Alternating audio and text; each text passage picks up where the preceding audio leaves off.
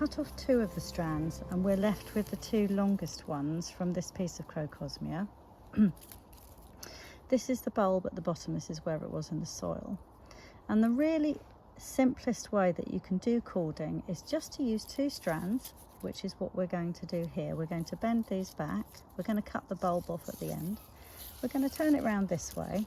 And the nice thing about the Crocosmia is that it basically holds the 2 things together for you because they've grown together. So it makes it slightly easier, especially for children. So it's a lovely one to do with children.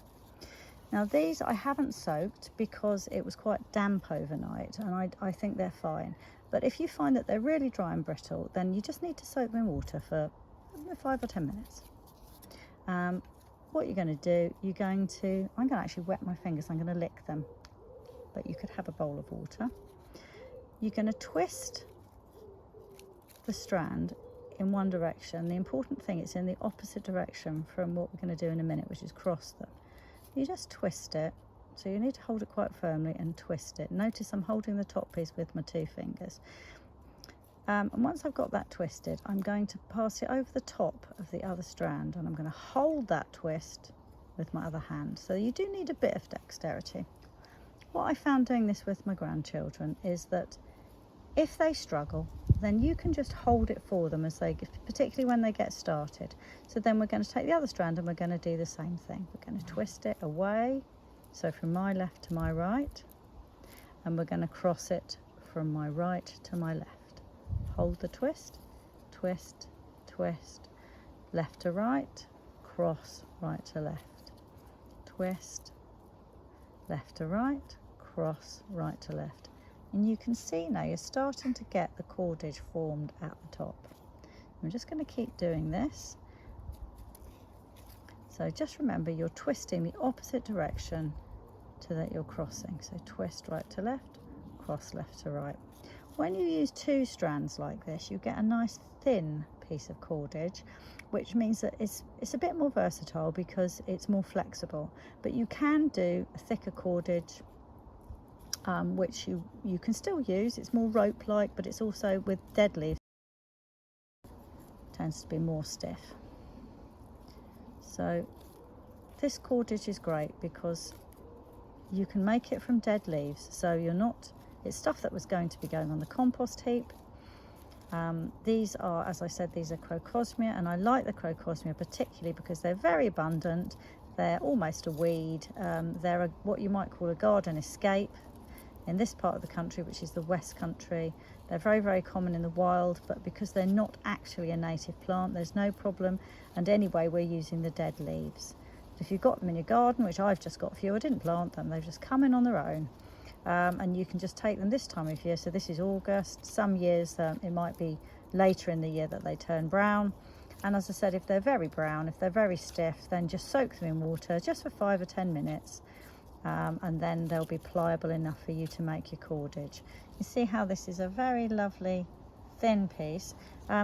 Some people might be wondering why we wouldn't just plait them. Plaiting doesn't actually, because we're twisting here and then crossing, this gives it a strength which plaiting doesn't do. So that's why cordage was used by ancient peoples to make thread and to make ropes.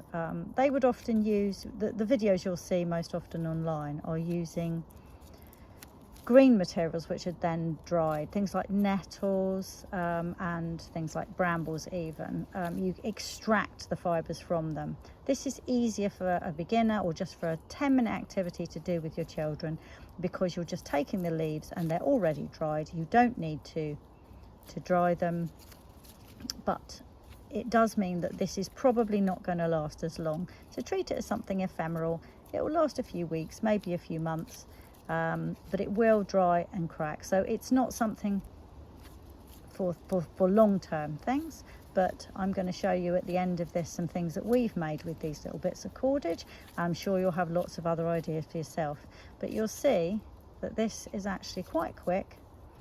I've do one piece like this, and I'm not showing you how to join them because this is a simple activity that I'm showing you how to do it for children.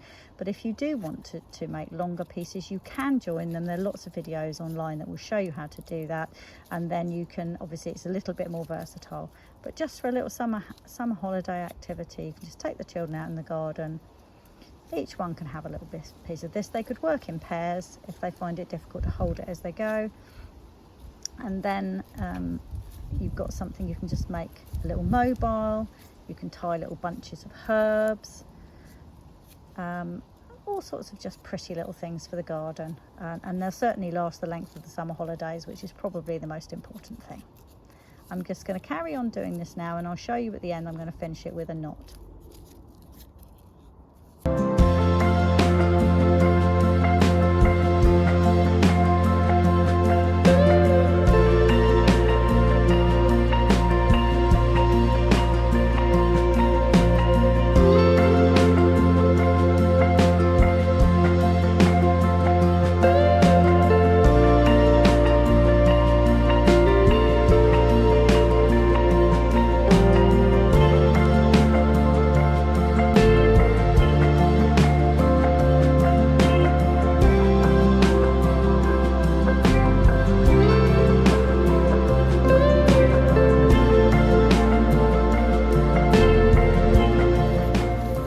Okay, so we're almost at the end. We've got this little feathery tail, but I quite like that, especially if you're going to use it for a mobile.